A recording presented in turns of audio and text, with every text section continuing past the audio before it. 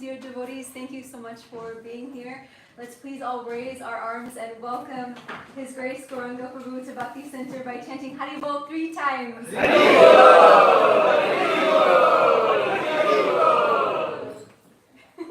Gauranga Prabhu needs absolutely no introduction.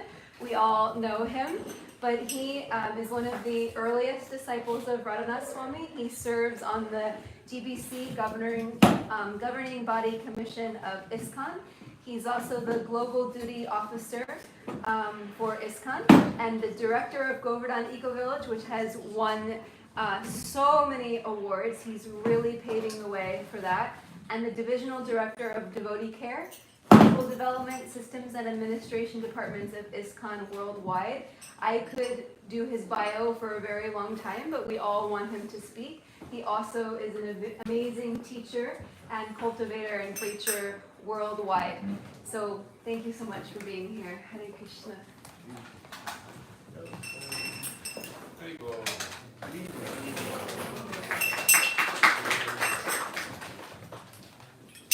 Jaya Radha Madhava Kunja Bihari Jaya Radha Madhava Kunja Bihari Jaya Radha Madhava Kunja Bihari Jaya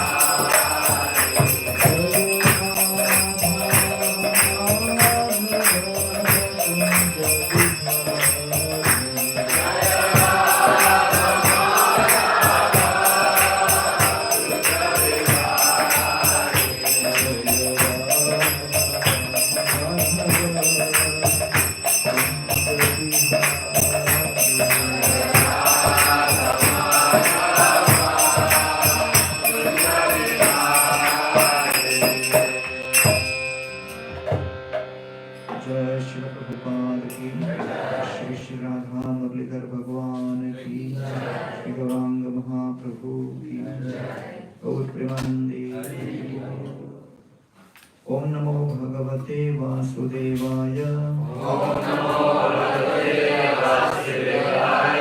Om Namo Bhagavate Vasudevaya.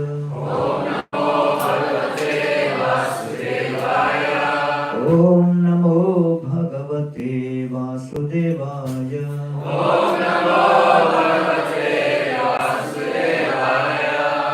Om Ajnanatirandhasya Jnananjana Shalakaya Chakshur Uvanmilitam Jena Tasmai Shri Gurave Namaha नमः ओम विष्णुपादाय कृष्ण पृष्ठाय भूतले श्रीमते भक्तिवेदांत स्वामिन् इति नामिने नमस्ते सरस्वती देवे गौरवाणी प्रचारिणे निर्विशेष शून्यवादी पाश्चात्य देश तारिणे जय श्री कृष्ण चैतन्य प्रभु नित्यानंद श्री अद्वैत गदाधर शिवासदि गौर भक्त वृंद हरे Krishna Krishna Krishna Hare Hare Hare Ram Ram Ram Hare Hare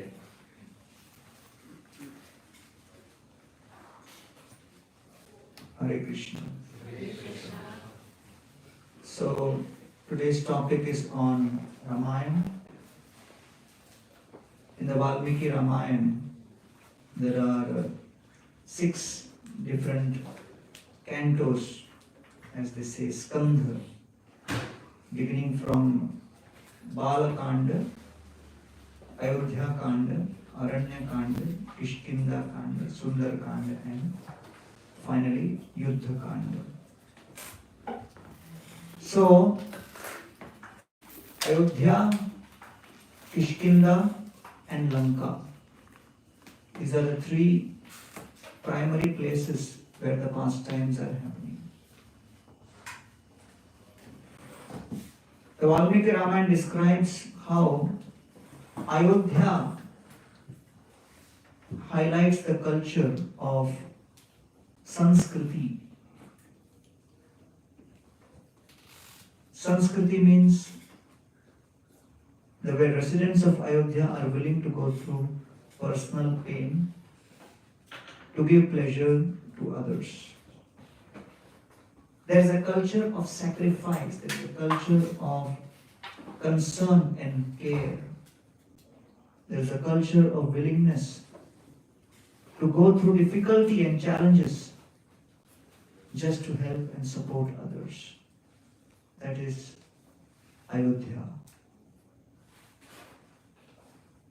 We have the example of Dasharath Maharaj. Vishwamitra Muni comes and requests Dasharath Maharaj that I have a desire to be fulfilled. And Dasharath Maharaj says, it is my pleasure because I am the king. And it is the duty of the king to fulfill the desire of the subjects. And what to speak of great rishis like you.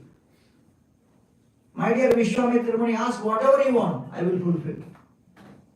So he made that commitment without thinking. Because he thought he'll ask for some money, some wealth, maybe support of my army, whatever I'll provide. But Vishwamitra Muni said, I am performing this yajna for many days, and there is major disturbance being created in this yajna by these demons. I want protection for my yajna because I have taken a vow that during the course of this yajna, I will myself not express anger. The yajaman or the person who is mainly performing the yajna should not succumb to anger. Otherwise, it spoils the entire process of sacrifice and you do not get the results. And therefore Krishna explains it in Bhagavad Gita, Trividam naragas yedam dvaram nashanam atmana kamam krodham tata lobham tasmat etatrayam tajit. The 3 gates to hell is lust, greed and anger.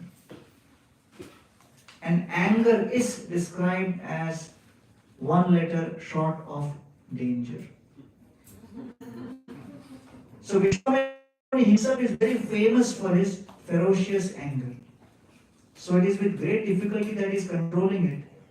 Because he has the power to destroy those demons, but not during the course of this yajna. And so you have some power, but because of constraints you can't use it, it's even more frustrating. So Vishwamitra Muni was going through that situation. I remember many years ago I was giving a lecture at a jail program in Pune, prison. This is a famous prison known as Yeravada jail in Pune. It has all the life convicts and major criminals, not small time. And I love giving prison lectures. Why? Because audience is guaranteed. There is no need for any advertisement. They just open up a few cells and. So around 500 prisoners were in front of me. The commissioner of police for prisons was my friend. He had organized this event. And I gave a talk, and after the talk, one of the prisoners raised his hand and said, I have questions. So I said, ask the question. The prisoner said, I will come on the stage and ask the question. So I got a little worried because I'm dealing with hardcore criminals here. And I asked the commissioner of who's this guy who wants to come on the stage?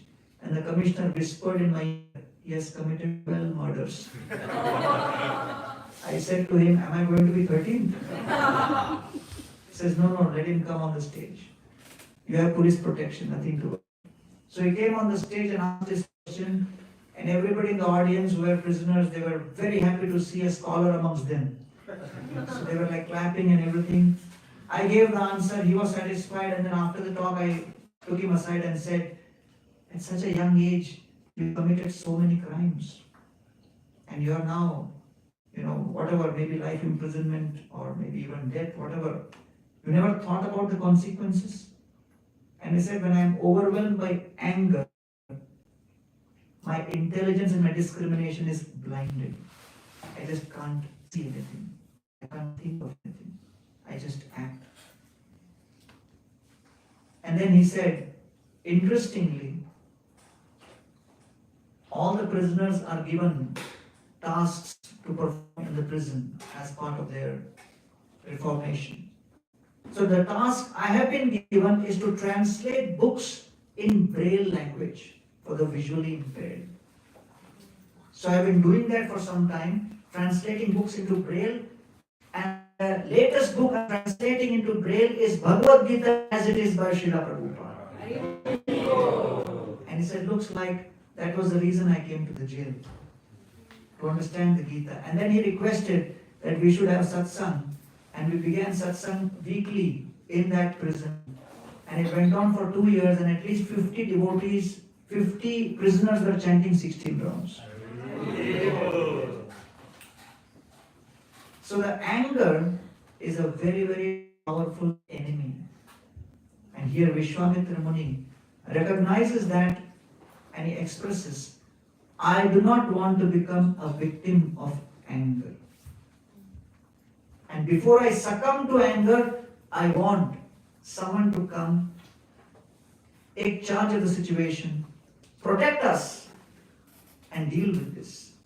So Dasharath Maharaj said, I am ready. I am Dasharath. I can fight in 10 different directions. I have led the kingdom of Ayodhya. Ayodhya means that city which could never be defeated and conquered in war. And what is Dasharath Maharaj's track record? It was not that he was king for 5 years or 3 years or 10 years. He was king for 60,000 years, unchallenged. What kind of security is that? But then, when the Lord wants to turn the tables, He can use anybody as an instrument at any point of time. And one should never think that this material world plays well, I will have everything under my control. Many times people have this doubt. Why do you waste people time with 1 hour, 1.5 hours discourses, lectures on Gita, Bhagavatam? Why don't you do something practical? Do something which will benefit the world. I was giving a talk at MIT in 2006. I was very excited because I'm from IIT. So, I thought MIT is the elder brother, the big brother. And there was this professor who was introducing me. And he said, I don't know how to introduce you because you are from IIT. Your dress is very strange. Your speech is even more strange. Your hairstyle is totally strange. So what should I introduce you as? Engineer, doctor? I said, no, I'm a Vedic psychiatrist. And therefore, the material world is a place where all of us experience problems. But the good news is problems can be solved and difficulties can be managed. All the material education and institutions which provide material education and degrees are helping people solve problems and cope with difficulties. So you can solve your problems, you can deal with your difficulties, but the material world is not just a place of problems and difficulties. The material world is also a place of crisis and calamity. That's where we come in. That's our USP. That's our monopoly. Because crisis and calamity can neither be solved, can neither be ignored. You only have to tolerate it and deal with it with patience and resilience. If a child is failing an exam, it's a problem, it can be solved. If a child is not getting admission in a college, it's a problem, it can be resolved. He'll not get in one college, he'll get in some other college. Some solution can be found. But if the child dies, it's not a problem. It's a crisis, it's a calamity. It cannot be solved. It cannot be managed. So the situations which can neither be solved nor managed come in the category of crisis and calamity, and spirituality is the only solution for that. And therefore spirituality is not an option, it's a compulsion. It's a need for each one of us, just as oxygen is something which you cannot live without. And therefore, Ramayana is bringing in front of us situations which come in the category of crisis and calamity, and showing us even the Supreme Lord Ram, when he appears in this world, he has to face situations like that. How he deals with fortitude, how he deals with patience, how he deals with tolerance. Learn from those examples and apply in your life. That's the whole idea of Ramayana's messaging. So here, Vishwamitra Muni comes and tells Dasharath Maharaj, I'm very glad that you're offering me your entire army, but I'm not interested in your army. Dasharath Maharaj said, then I'll come. Vishwamitra Muni said, I'm not interested in you also. So Dasharath Maharaj said, whom do you want? Vishwamitra Muni says, I only want Ram. Dasharath Maharaj says, he's only 12 years old. Unna doshe varshome Ramo Rajiva Lochana. And Ram is Rajiva Lochan. He has eyes like lotus petals. The lotus petals closes at sunset. When the sun comes down, when the sun sets, the lotus flower also closes. Similarly, Ram, as soon as the sun sets, his eyes close and he goes to sleep. Ram has no habit of staying awake at night. He just sleeps very early. So what is the context? The demons are only active at night. And he has to fight a bunch of demons who are super aggressive, super powerful at night. And Ram does not have that capability because he sleeps early. He's only 12 years old. All of his experience in fighting is not yet complete. His education is not fully done. I am an accomplished fighter, not my son Ram. Vishwamitra Muni becomes very angry. And he looks at Dasharath and says, you made a commitment. Now you are going back on your commitment. You are going back on your word. This is not good. You took a vow that you will fulfill my desire. How you can go back on your vow? So dear Dasharath Maharaj, you are going back on your vow, you are going back on your word. Be happy with your family and your future generations. Externally, Vishwamitra Muni says, be happy. But the way he says it, Vasishtha Rishi immediately understands it is not a blessing, it's a warning. And immediately Vasishtha jumps in and he says to Dasharath Maharaj, I think you better be careful. Because he's saying be happy, but if you do not fulfill his desire, you will be destroyed. And Vishwamitra Muni looks at Vasishtha and he says, Vasishtopi Mahateja. If you do not have faith that Ram is the supreme, Ram is all powerful and Ram can protect himself, you are blinded because of your affection for your son Dasharath. Because of that affection, you are not able to see the reality. If you want to know the reality, ask Vasishtha. Vasishtopi, even Vasishtha will agree with me that nothing can touch Ram and Ram is all powerful. And why does he say that? Because historically, Vishwamitra Muni and Vasishtha have never agreed on even one point. They have always disagreed eternally. So sometimes Lord Brahma creates certain people just to make sure that our ego gets dissolved. And then we are wondering, how do I deal with this situation? So Vishwamitra Muni and Vasishtha never saw eye to eye. But in this case, Vishwamitra Muni looks at Vasishtha and says, because it is around accepting the supremacy of the Supreme Lord Ram, we will agree. For the sake of the mission, we agree. From the perspective of the larger picture, although we tend to disagree, but in this case, we will agree. Because the world needs to get the benefit of Lord Ram's touch. The world needs Ram. Adharma needs to be vanquished and conquered. The demons need to be killed. There is a mission.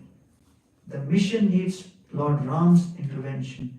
And for the sake of the mission, we must agree. We must cooperate. We must come together. And we must actually understand what we can do together to make it happen. Srila Prabhupada wanted to make one devotee as the president. And this devotee came to know in advance that he's going to be, made that offer. He didn't want it all. So he kind of wrote a whole list of reasons why he's not qualified to be president. And he took the note with him to meet Srila Prabhupada. And he had not directly heard from Prabhupada, he had heard from some other people that your name has been discussed to be made as president. So he offered obeisances to Prabhupada and said, Srila Prabhupada, any seva for me? Which was actually a show, because he was ready to deny. Prabhupada looked at him and said, yes, I have some seva for you. He said, please, Srila Prabhupada, tell me. Prabhupada said, I want you to take sannyas. So he got bewildered, he didn't understand. He said, what? You want me what? Prabhupada said, take sannyas. So Srila Prabhupada, I just got married, how can I take sannyas? Prabhupada said, there is no age limit. You can always take sannyas. What about my small child? Prabhupada said, Krishna will take care. Srila Prabhupada, my senses are not under control. Prabhupada said, you take sannyas, power will come. You will become sense control, don't worry. Srila Prabhupada, I can't do it. Prabhupada said, you take it. And you see how powerful you will become. So Srila Prabhupada, I am willing to do anything except sannyas. Become president.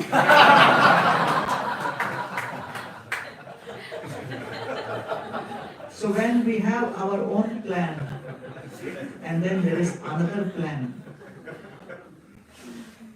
So Krishna's plan minus my plan is equal to fear. When there is a gap between Krishna's plan and my own plan, it creates anxiety and fear. And the whole idea of spirituality is how we can align our plans with the Lord's plan. And therefore, Krishnadas Kaviraj Goswami says, Chaitanya lila ratna sar swarupera bhandar teho thuila raghuna tera panthe taha kichu je shunilu taha iha bistarilu bhaktagana dilu ei bhete. I am here at the age of 1995 writing the Chaitanya Charitamrita, but It is the Lord's plan. It is His desire coming through the will of the Vaishnavas.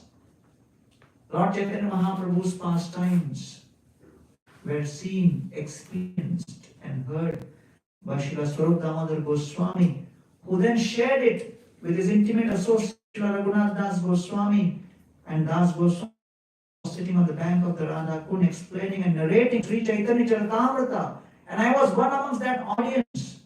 I heard that Chaitanya Charitamrita. While hearing the Chaitanya Charitamrita, I had no idea that at one point I would be asked to perform the seva of explaining the Chaitanya Charitamrita in the form of a book. I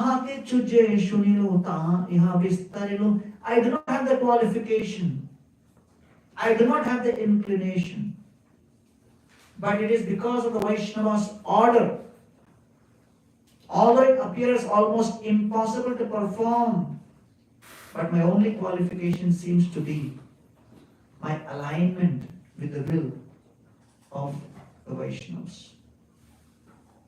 And therefore, what is important in spiritual life is not skill, is not competence, but more important is submission and alignment with the will of the Lord and His devotees. Murkhani chakshudra mohi bishayalanas Vaishnavagya bole kore etek shahas. Kaviraj Goswami says, I am foolish, I am fallen, I am insignificant, and I am obsessed with sense gratification. Then why you are performing this seva? Vaishnavagya bole, on the power of the Vaishnava's instruction. The power of that instruction of the devotees can actually create that revolution, that transformation. So although I may consider and analyze that I have no qualification to perform this seva, the seva requires qualification at this level, I am here. How do I bridge the gap? Do not underestimate the power of the mercy of the Vaishnavas. Within that order comes the empowerment also to bridge that gap and make things happen. Vaishnavagya bole kore etek sahas. And therefore, I am developing that confidence to perform this seva. So Dasharatha Maharaj is currently thinking, how will this happen? What will happen to my son? How can he fight against those demons? How can I leave him? I am neglecting my duties as a father by allowing this. So many doubts. But Dasharatha Maharaj agrees on the instruction of Vasishtha. Vasishtha says, you are not convinced, Dasharatha, I am telling you, this is going to be the best thing which can happen to the kingdom of Ayodhya, to all the rishis, and this is the best thing which can happen even for your son, Ram. And Dasharatha is thinking, it's the best thing which can happen to Ram, to fight demons at this age, when he has not even completed all of his education in archery. What is he talking about? But then Dasharatha Maharaj forgot that he is the one who had started praying to the Lord, my dear Lord, may my Ram very soon get married. May he get a good wife. And this was a prayer which Dasharatha Maharaj had. And many times we pray to the deities. We pray to the parampara. We pray for empowerment in our service. And then we expect that the reciprocation of that prayer will come in a shape and form we perfectly understand. That reciprocation will not come in the way we can process. So Dasharatha Maharaj's prayer had come in the form of Vishwamitra Muni. And when Vishwamitra Muni came, he did not tell Dasharatha Maharaj, my dear Dasharatha, give your son Ram so that I can get him married to the daughter of Janak Maharaj. And then Dasharatha would have said, oh, that's a good idea, please take it. He came and said, can you give your son so that he can fight the ferocious demons who cannot be easily destroyed and killed?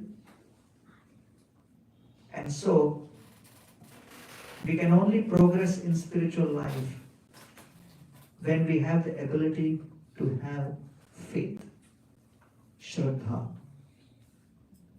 Nehayat karma dharmaya na viragaya kalpate na tirtha pada sevaya jivannapi mritopisa. Unless that faith is there, Shraddha is there, the conviction is there, we cannot actually make decisions to progress in spiritual life. So here is Dasharath Maharaj in a dilemma, but in that dilemma, the determination is given by the association of Vasishta Rishi.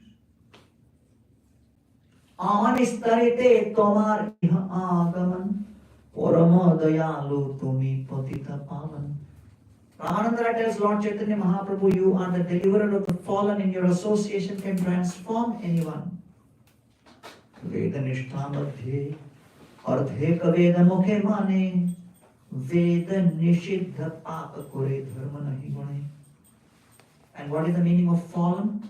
To know what is to be done, what is not to be done. Internally we know that, intellectually we are convinced, but we are unable to convert our conviction into the choice. And because of that, there is a gap. And so, that gap can only be overcome by the close association, mercy, and the grace of the Vaishnavas.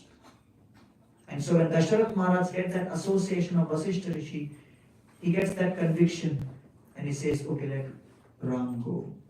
And that's how then Ram goes with Vishwamitra Muni. He kills Tataka, he kills Subahu, he banishes Marich to a distant place.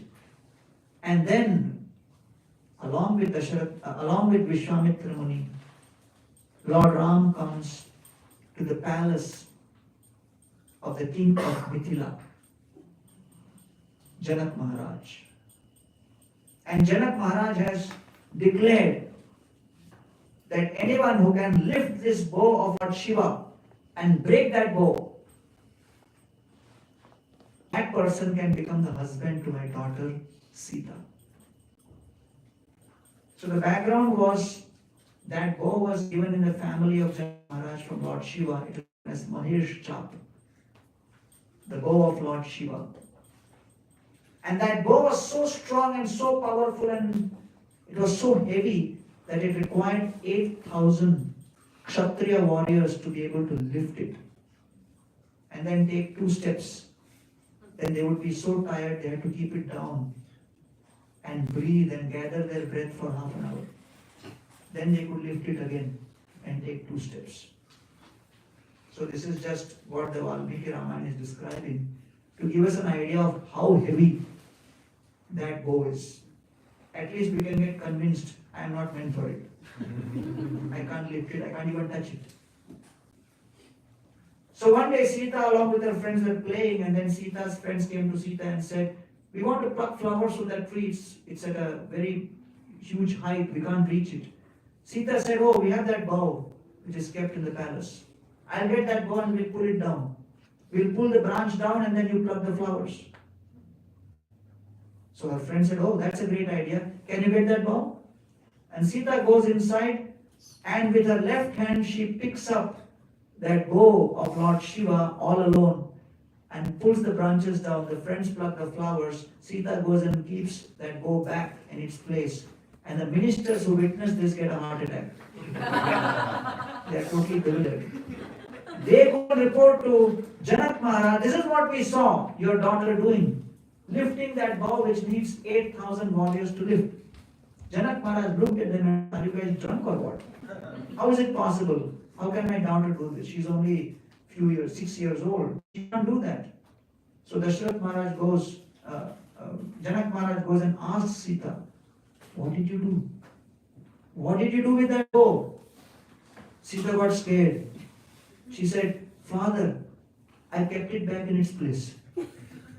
I lifted it, I plucked the flowers, but I kept it back safely. The bow is safe.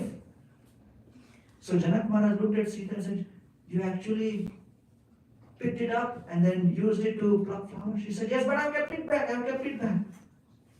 So Janak Maharaj becomes nervous. And she looks at Sita from top to bottom, and he looks at her and thinks, who will get married to her now?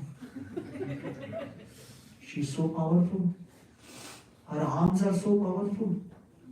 If she embraces the husband in future, he should not become chutney. At least we need someone as powerful who can lift the bow. So he declared that this should be the minimum qualification. So many warriors came and tried to lift that. Amongst the warriors who came and tried to lift was also Ravana. Ravana tried to lift that bow, he failed. Which means, who is more powerful? Ravana or Sita? Sita is more powerful. If she wanted, she could have given one slap. And Ravana's 10 heads would have rolled. That would have been the end of Ramayana. But then what would speakers like me do then? So Sita was merciful and wanted to keep us employed. And therefore, there has to be a lot of emotions involved in how she feels totally helpless. And that feeling of helplessness pulls the emotions of the souls. And we feel for her. And that's the whole idea of this katha. So when Lord Ram and Lakshman and Vishwamitra Muni come to that arena where that bow is kept, Janak Maharaj turns towards Vishwamitra Muni and tells, you have these two powerful personalities with you. Maybe they can have a look.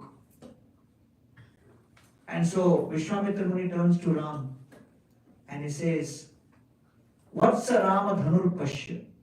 My dear boy, have a look at this bow. So he just says Pashya means look. Take a look at the bow. So Ram goes near. So literally he has been told just to look. Pashya means look. But when orders are given to anybody, the servants are of 6 categories as described in scripture. Alir, Bano, Jyotishika, Stabdi, Bhuto, Kimeka, Preshaka, Preshita, Sarve, Shad, Ete, Sevakadama. First category is like Ali. Ali means honeybee. Honeybee will keep going from flower to flower. So there is a category of servants who will keep jumping from service to service. They cannot stick to one. After some time they will feel bored, which is the next flower and the next flower. Bano means arrow. What is the speciality of arrow? Once you shoot the arrow, it never comes back. So there is a category of servant who will come and say, how can I serve? And you give them the seva, you never see them again. They disappear like the bow, the arrow. Jyotishaka means astrologer, who is always futuristic. So you tell them, can you do this seva? Of course. When? Next month. And then you take update, then they'll say, just now happening. So they will always keep you engaged in the future. Stabdi Bhuta, 4th category, you tell them a service, they look at you as if I have a problem. That's why I have given them the seva. Become stunned. Kim Ekaka. Kim Ekaka means as soon as you give that person the seva, the first response is, why you are telling to me?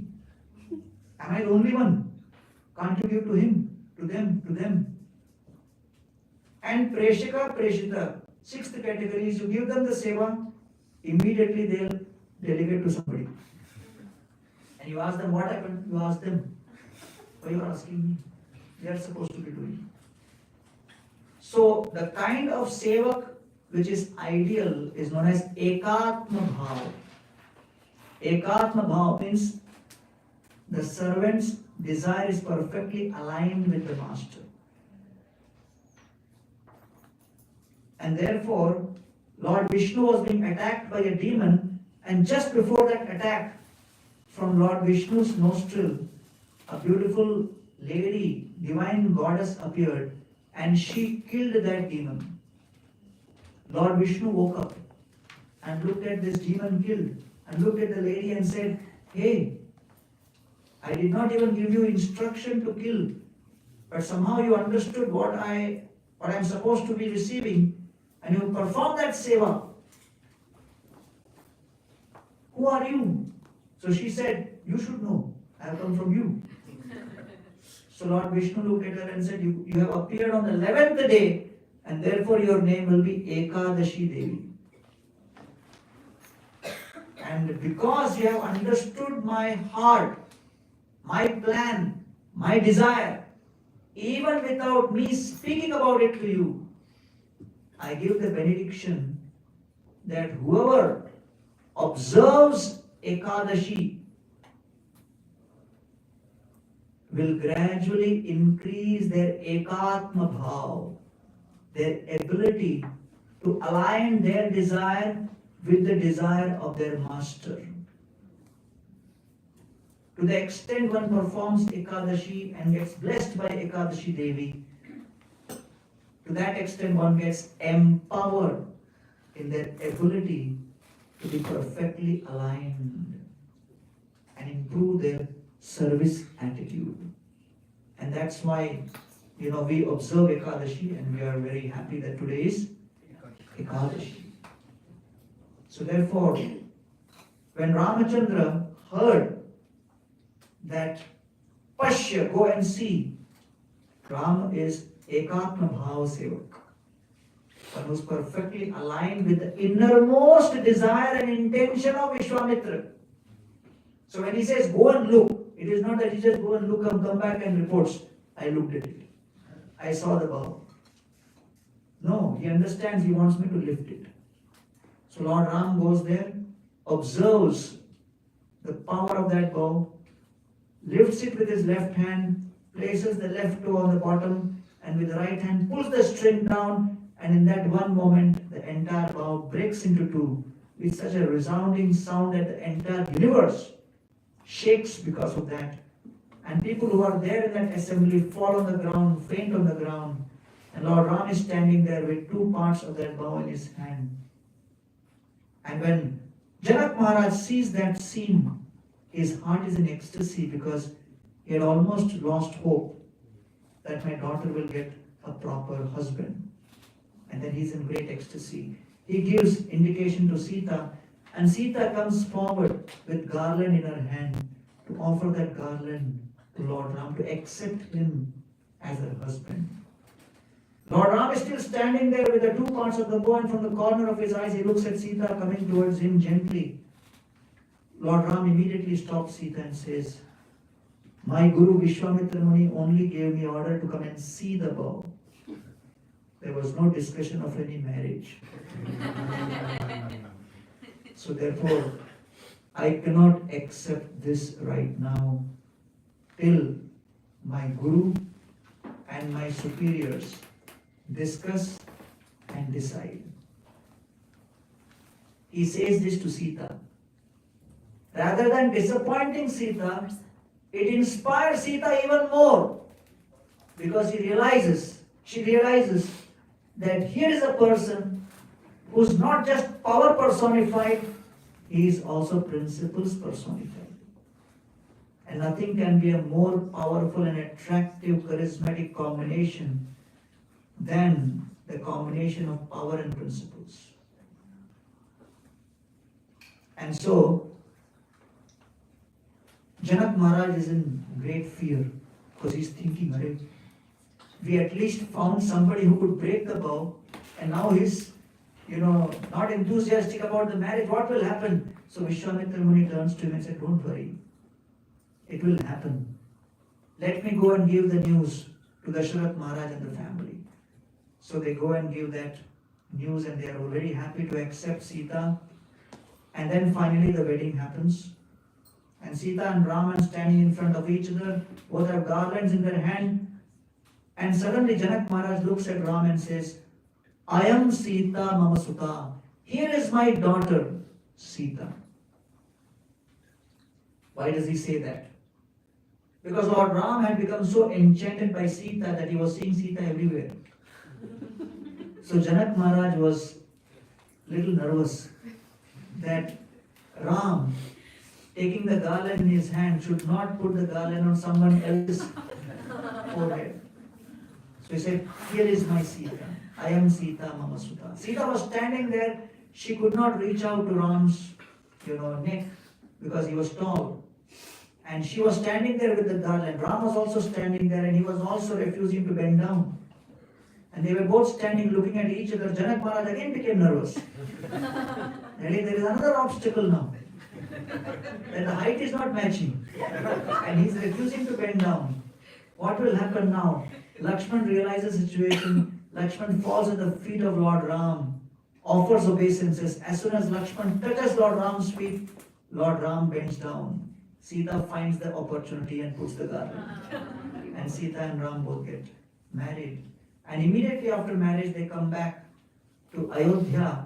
And that is when Dasharath Maharaj sees a streak of grey hair. And he decides, I think it's time for me to retire. And immediately he says, call for all the assembly of Ayodhya Vasis. I want to declare something important. All the Ayodhya Vasis gather. And Dasharath Maharaj stands in that assembly and he says, I have ruled over this kingdom for 60,000 years. Now I want to retire and make Ram as the king. There is a thunderous applause. There's a huge sound. Even Dasharath is bewildered to hear the amazing sound which he just hears, and he looks at one of the ministers and says, what was that sound? The minister says, I will reveal to you what that sound was. Once you promise me, you will not punish me. Dasharath says, why should I punish you? Tell me what was that sound. And the minister says, my dear Dasharath, last 60,000 years you made so many decisions. Excellent decisions you made. But the decision you have made today to retire was the best in 60,000 years. Dasharath becomes more nervous.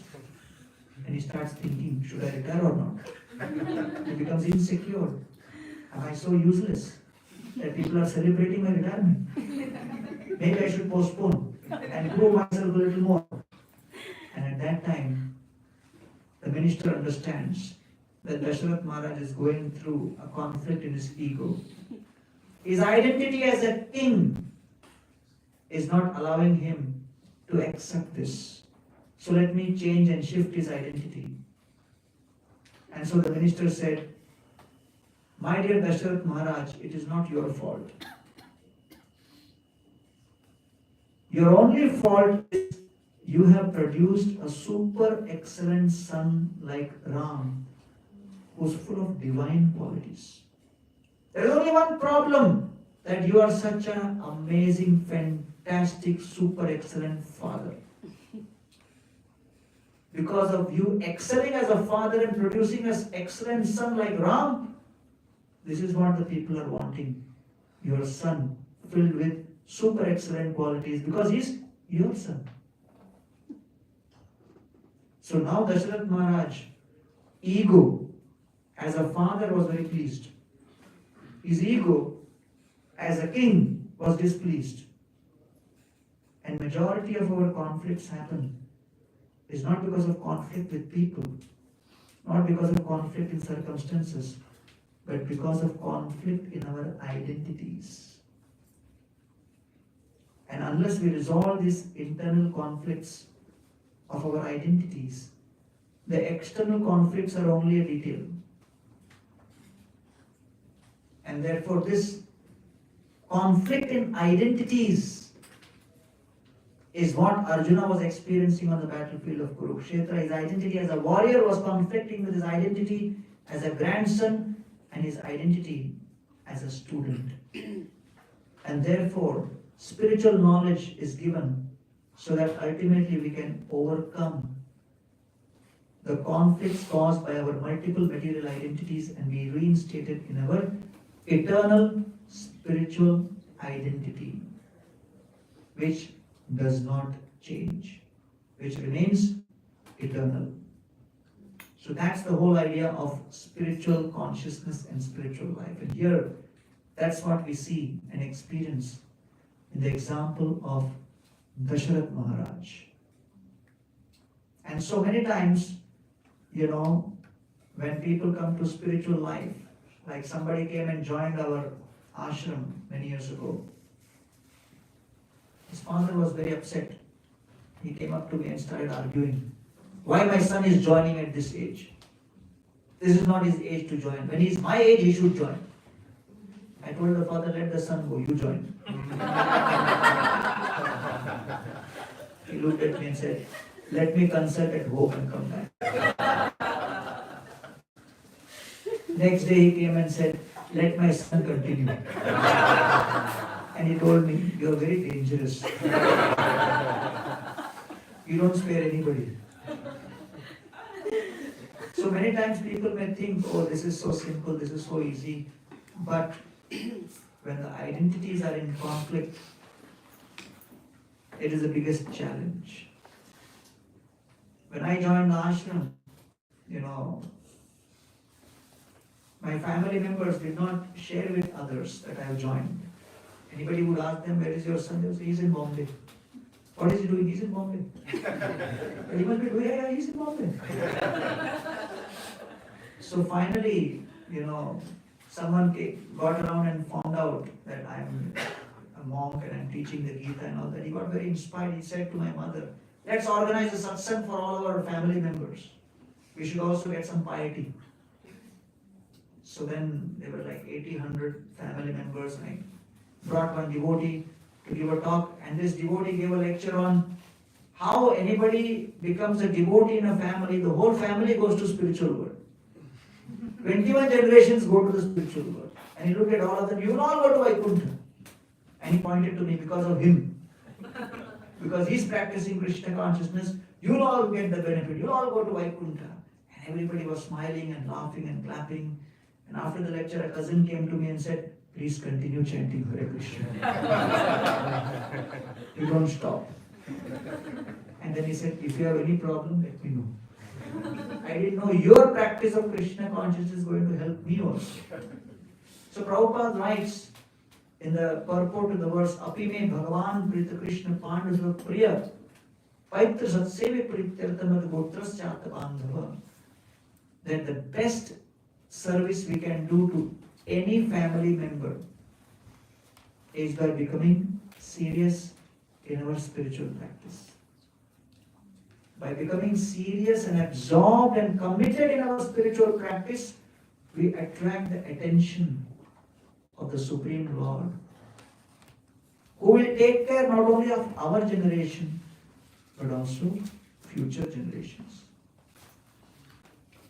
Therefore, here, Dasharatha Maharaj is experiencing identity conflict.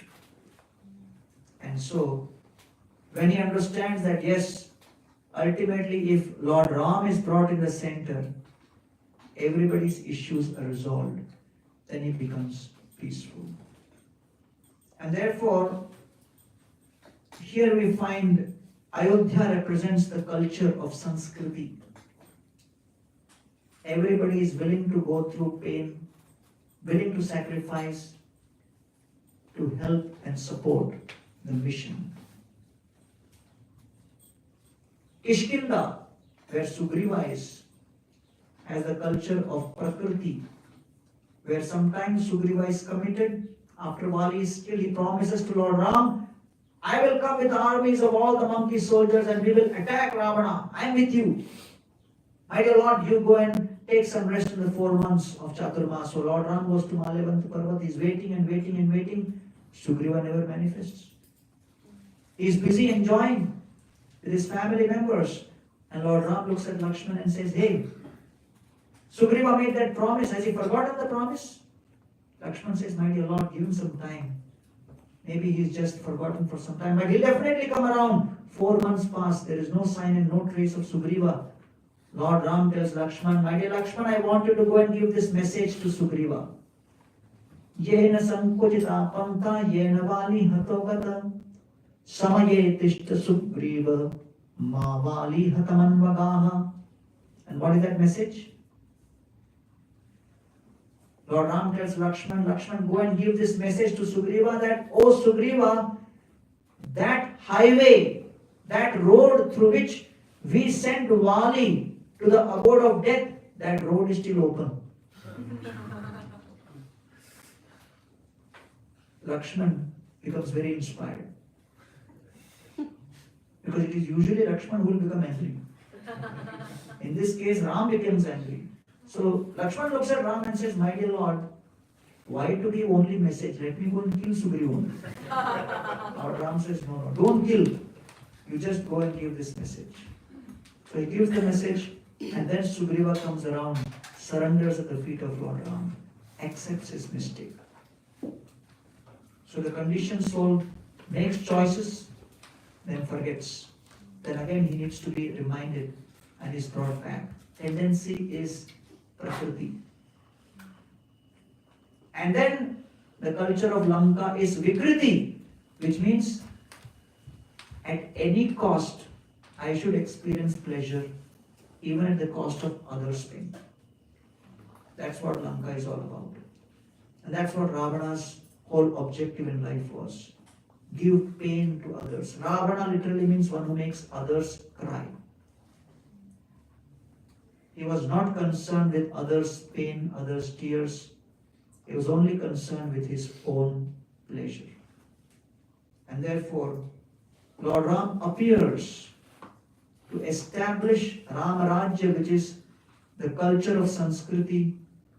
He comes to destroy Vikriti, which is simply based on giving pain to others, and tries to offer strength to those who are struggling in Prakriti, to give them that association by which they can move towards Sanskriti and avoid Vikriti.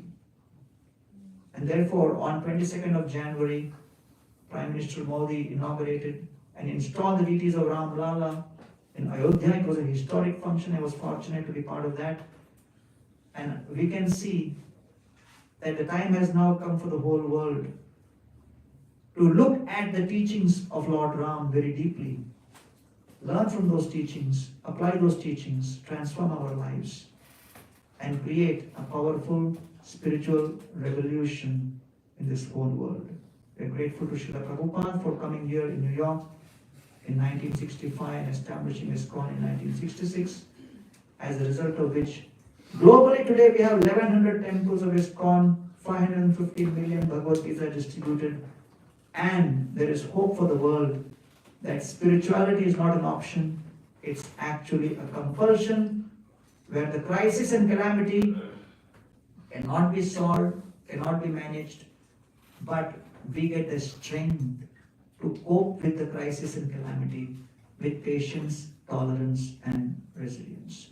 Thank you all very much.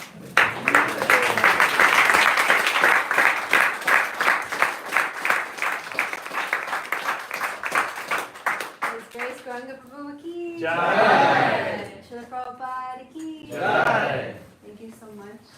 And now we will have arti for Shri Srimad Muruladhar Gaurachandra. So